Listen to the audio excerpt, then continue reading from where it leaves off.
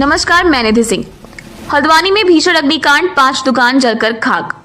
एजाज हुसैन की रिपोर्ट। हल्द्वानी शहर में रविवार रात नया बाजार में अचानक भीषण आग लग गई। इस अग्निकांड में 5 दुकानें पूरी तरह से स्वाहा हो गईं, जबकि आग से कई अन्य दुकानों को भी नुकसान पहुंचा है। आग बुझाने के लिए अग्निशमन विभाग के पसीने छूट गए और हल्द्वानी के साथ साथ दूसरे जिलों से भी अग्निशमन की गाड़ियों को मंगाना पड़ा। वहीं आग को काबू करने के लिए जेसीबी की मदद भी लेनी पड़ी, जबकि कुछ दुकानों को तोड़कर आग पर काबू पाया गया। हल्द्वानी के नया बाजार स्थित ताज चौराहा में शाम लगभग 8 बजे के सुबोध गुप्ता की लेदर अटैची की दुकान में अचानक आग भड़क उठी। आग की लपटें और धुआं देखकर आसपास के लोगों ने पुलिस और अग्निशमन विभाग को सूचना दी। इस बीच आग की भीषण लपटों ने पड़ोस के दानिश की Baba shoes, royal touch readymade garments, Gandhi Ashram, Sardar cloth house समेत 5 दुकानों को चपेट में ले लिया। दमकल टीम के मौके पर पहुंचने से पहले आग से इन 5 दुकानों का सामान राख हो गया। अग्निशमन विभाग ने हौज पाइप से पानी की बौछार कर आग पर काबू पाने का प्रयास किया। आखिरकार 4 घंटे की कड़ी मशक्कत के बाद आग पर बमुश्किल काबू पाया जा सका। आग लगने के दौरान अधिकतर दुकानें बंद थीं, जिसके चलते कई दुकानों को नुकसान पहुंचा है।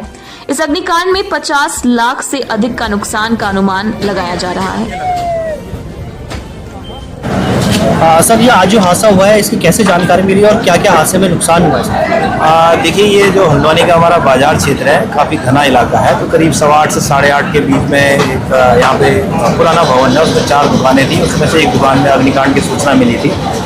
इसके बाद से फायर ब्रिगेड मूव कराई गई, क्योंकि ये बहुत घना बसा हुआ है और सकरे रास्ता है। तो इसके अलावा जो अन्य जहाँ आसपास जितनी भी सिटपुल है या सेंचुरी है, सभी को अलर्ट मोड पे रखा गया था और से यहाँ पर फायर ब्रिगेड बनाई गई। और उसके बाद करीब 1.5 घंटे के आसपास इसको पूरा कंट्रोल कर दिया गया। क्योंकि हमारी पहला हमारा अन्य भवन फैलने से किसी तरह रोका जाए, और उसमें हम लोग सफल हुए हैं।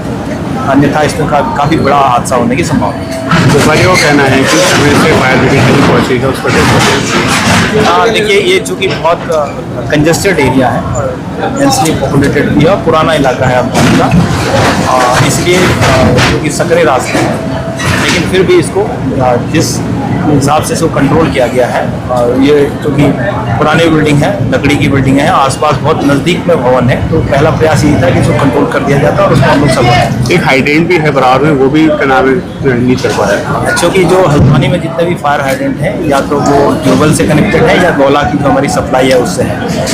जो नज़दीकी एक ट्यूबवेल से कनेक्टेड था, क्योंकि जैसे ही अग्निकांड की सूचना मिली, सबसे पहले इसका जो कि हमें विद्युत आपूर्ति काटनी पड़ी थी, उस वजह से गोला से जो सप्लाई है उसको हमने स्थान को इंडिकेट किया और उसके बाद जब सप्लाई दोबारा चालू की गई तो उसको पहुँचने में थोड़ा समय लगता है, लेकिन अब फायर चालू हालत में है और वहाँ से भी सप्लाई ली गई। लगभग कितनी दुकानों का? इसमें 4 दुकानें हैं, जिसमें से 2 दुकानें जो कपड़ों की दुकान है, एक स्टोर बताया गया है, और साथ ही एक जो सूटकेस और अटैची इस तरह का व्यापार करते हैं। 4 दुकानें हैं। कारण क्या बताया? कारण अभी चूँकि ये बहुत जल्दी हुआ कहना, उसमें फायर अग्निशमन विभाग के माध्यम से जांच की जाएगी। इसके अलावा जो है क्षति का भी आंकलन करेंगे। इस तरीके से घटना घटी है। पुलिस की जो फायर ब्रिगेड की गाड़ी थी, कम से कम 1 घंटा तो गाड़ी लेट आई है। और दूसरा ये था, नगर निगम की जो जेसीबी थी उसके अंदर डीजल तक नहीं था। अभी 5 लीटर डीजल मैंने मंगवा के दिया उसमें, उसके बाद वो जेसीबी चालू है, उसमें भी एयर आ गई।